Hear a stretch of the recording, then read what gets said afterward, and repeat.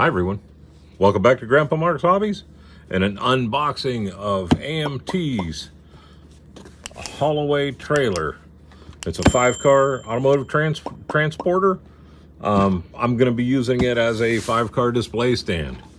I think it'll look cool. We'll put the Firebirds in here, we'll put the Mustangs in here, set this thing up on the shelf, and it'll look really cool. So I wanted to do an unboxing of it though before I dug in.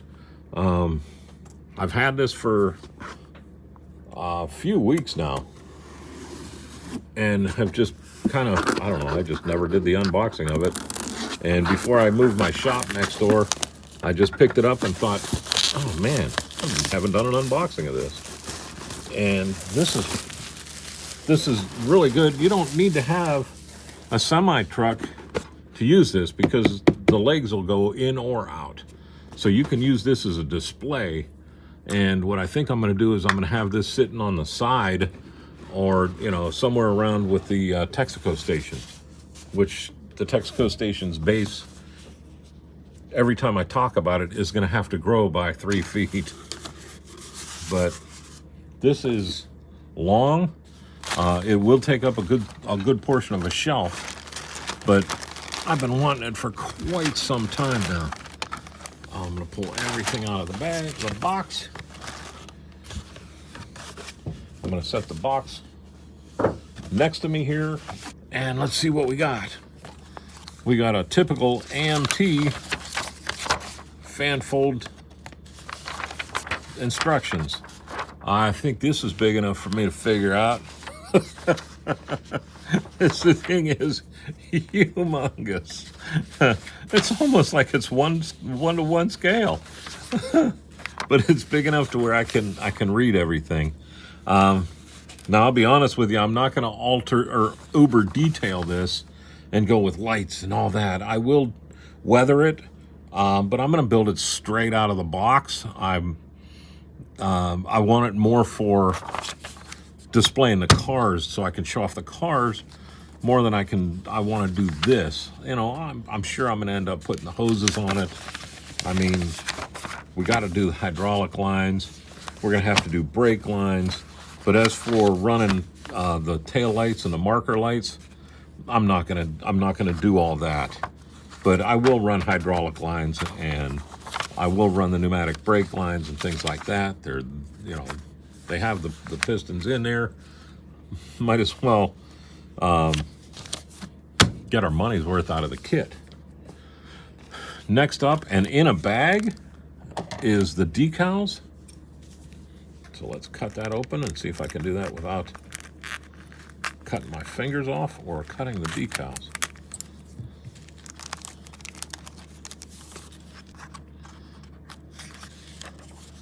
Nice. Nice, nice, nice. I lost my finger. Here we go. Our Auto World, we got City Car Releasing Company, the little AMT. We got 56, we got call-out names, City Transport, bunch of different license plates, bunch of different numbers we can pick, little AMT, couple of different decals across here that we can use, and we have our security markers. Nice set of stripes on here. Not sure what I'm doing with this with color or anything. Back in the day when Lordstown cars were running around here, they were all that medium to dark blue color, and then air faded out with years of sunlight. So I might paint it the blue like that. Those had nothing on them basically except for what was legally had to be on. So we'll see. It's, you know, gonna change 30 times by the time I get there anyhow. Let's go with the chrome. I like doing the chrome right out of the box. And a huge box for not a whole lot of chrome.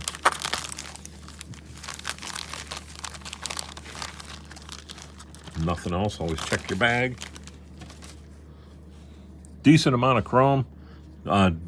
Decently done. It is bright, but we can get in there and we can weather it down. Not a whole lot going on.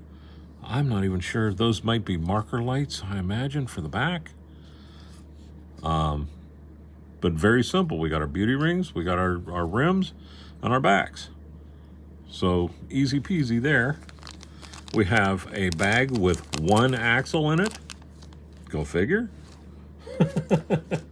So that's easy enough. Let's do, I'm not going to even open this because I know I would lose stuff. I think that was a fingernail on there. That's pretty nasty. We have our amber marker lights. We have our red marker lights. Easy enough. I will put those on with Mod Podge. We'll grab the big parts here that are too big to even get all in one frame, so I'll slide back and forth as we talk about it. Earthquake, sorry. Nothing extra in that bag. Let's move this out of the way. We have the base. Little texture, little round textures on this. And then cross members molded in all the way down. Nothing spectacular, easy to go. I thought those were locators, but they're not. Those are from when they just cut it off the master sprue all the way down. Little tiny bit of flash, no big deal there. A little up front, no big deal. This thing's older than dirt, this kit. I remember this being around when I was little and I wanted it, but again, I had no place to put it. Couple of small extrusion marks on here, but nothing we can't deal with in less than 5 minutes. So, I mean, this is gonna be pretty basic. It looks flat. Looking at it down this way, looks good, not twisted. I was half afraid that I'd open it up and it'd be warped all to snot, but it's not. We have our upper deck. It does have a little bit of an arch, but that's all right because it's going to be forced into the frame. Again, with the weird textures on here, the little round circles like they were welded onto the plate. And then our supports, but again, nothing major. A couple of mold lines we can knock out quick, fast, and in a hurry. But this is gonna, that easy enough.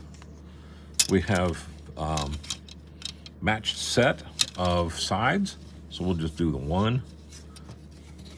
I should have done the other one so I didn't have to do that. A lot of rivets on it, or bolts, I imagine. But this is nice. It's a single axle trailer. It's just gonna sit on the shelf. I do have the Peterbilt, but I got a oil tanker that I want to do for the Peterbilt. It's going to go next to the Texaco station along with everything else in the world. But this looks good. It'll be easy to paint. You know, I can set that up and give it a spray. This will be the swallowtail. This is where that 0.7 millimeter fantail is going to come in real handy. So, there we go. We got one more bag of parts. And like I said, you don't need to be into trucks or semis or anything to grab this kit, because this kit is going to make an awesome shelf sitter where I can put all 5 of those cars in there and really show them off. This looks like it's part of the hydraulic ram. Always check your bag.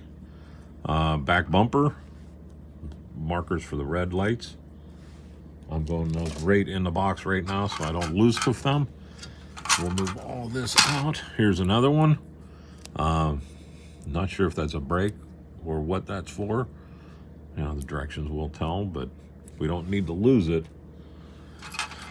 We have our ramps with that round texture on them. Never seen that. That's pretty cool. In the box it goes. We got our front 40 here. Nice detail, again with the texturing.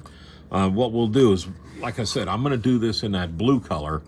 And this one might end up going outside and get No, I'm definitely not. I will use the swallowtail on here just because when else do I get a chance to use 0.7 millimeter and not have it as overkill? And then we'll come back here with like flat aluminum and a super dry brush and dry brush this texture in here. We're gonna weather this out. Like I said though before, not huge, but we're gonna weather it out to where it looks like it was used. Axle centers, the rest of the rams, the center part of the ram, we'll figure out where the airline or the hydraulic lines run in there to run them. Probably axle pins of some sort, not sure, not gonna guess. Here we go with a little bit more underside. We got our legs, we got our short legs. I'm not sure if those are long legs or not sure what those are. They might be the axles, but we got our long legs and our short feet along with our feet themselves. We have our air flash centers. We have chocks, springs, wings, who knows, air flasks, and then some hydraulic lines. So this is going to be, there's not a lot of parts count. We have our actuators for the brakes. Nice. Just enough detail to make it look good, but not so much little parts to make it to where it's a pain in the behind. I'm not seeing anywhere on these, and I've been looking for that molded in lettering that needs to be scraped off, and I don't see it. So really all I'm seeing is just a couple of extrusion marks. The whole kit's gonna probably only take 15 minutes to knock them all out. But good detail on this, real nice. We can, like I said, we'll weather this up. This is the part that drops, but we'll weather this all up, make it look good, and then we'll have a heck of a nice display for our pony cars. But there we go. That's the whole box, except for the tires. And I'm already happy that these aren't like the ones from Revell for the Peterbilt, because those were horrible. These look a little more solid. They are hollow tires. Good tread on them. Not a huge mold line anywhere, so we can just quick sand them or even just use pastels to mark them up. They all look good. They are labeled. I'm not going to put my visor down to try to read. As a matter of fact, I don't think there's any letters. It's just the those circles. Yeah, that's all there is in there, but that's cool. We'll dirty these up. We'll scuff them. We'll make them roadworthy. And then there's our 4 tires.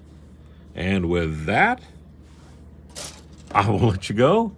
You all have a great day, a better tomorrow, and thank you very much for sticking around.